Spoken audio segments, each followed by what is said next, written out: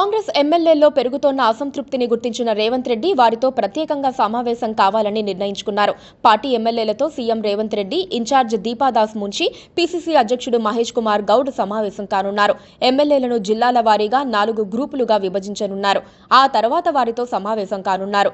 వీలైతే ఒక్కొక్కరితో ఇండివిడ్యువల్ గా మాట్లాడతారు. తొలుత జిల్లాలు, నియోజకవర్గాల వారీగా ఉన్న సమస్యలపై తొలుత చర్చించనున్నారు. ఎమ్మెల్యేల సమస్యలను తెలుసుకోనున్నారు. ఇటీవలే అనిరుద్ధ రెడ్డి ఇంట్లో 10 మంది సమావేశమయ్యారు. ఫిరాయించి వచ్చిన 10 మంది ఎమ్మెల్యేలు దానం ఇంట్లో సమావేశమయ్యారు. ఈ సమావేశంలో వీరి సమస్యలనే ప్రధానంగా చర్చించనున్నారు.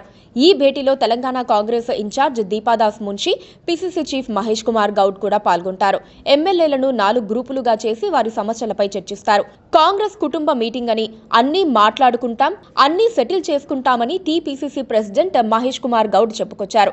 గత వారం జడ్చర్ల కాంగ్రెస్ ఎమ్మెల్యే అనిరుద్ధ రెడ్డి ఇంట్లో 10 మంది వరకు కాంగ్రెస్ ఎమ్మెల్యేలు సమావేశమయ్యారు. వారి భేటీ కలకలం రేపింది. చివరికి వారు పొంగులేటిపై అసంతృప్తితో సమావేశమయ్యారన్న ప్రచారం జరిగింది. చివరికి ఈ విషయంలో దీపాదాసు మున్షి జోక్యం చేసుకున్నారు. అసలేం జరిగిందో తెలుసుకున్నారు. విడిగా అసంతృప్త ఎమ్మెల్యేలతో కాకుండా అందరితోనూ సమస్యల గురించి చర్చించడం మంచిదని నిర్ణయించుకున్నారు. ప్రభుత్వం ఏర్పడిన పలువురు కాంగ్రెస్ ఎమ్మెల్యేలు పనులు కావటం లేదన్న అసంతృప్తిలో ఉన్నారు. కొంతమంది బడా కాంట్రాక్టర్లు అయిన నేతలే అన్నీ తీసుకుంటున్నారని, చివరికి తాము సిఫారసు చేసిన అధికారుల్ని కూడా నియమించటం లేదని ఆవేదనకు గురవుతున్నారు. ఈ క్రమంలో ఎవరికి వారు మదనపడుతూ ఓ గ్రూపుగా మారుతున్నారు. అనిరుద్ధ్ రెడ్డి 10 మందిని పోగు చేయడంతో ఆయనపై అందరి దృష్టి పడింది. ఇప్పుడు అందరినీ కూల్ చేయాలని రేవంత్ రెడ్డి ప్రయత్నిస్తున్నారు. స్థానిక సంస్థల ఎన్నికలకు వెళ్లే క్రమంలో వస్తోన్న సమస్యలు రేవంత్ రెడ్డికి సమస్యగా మారాయి. ఎమ్మెల్యేలతో సమావేశం తర్వాత స్థానిక సంస్థల ఎన్నికలపై క్లారిటీ రావచ్చని అంటున్నారు కొందరు నేతలు.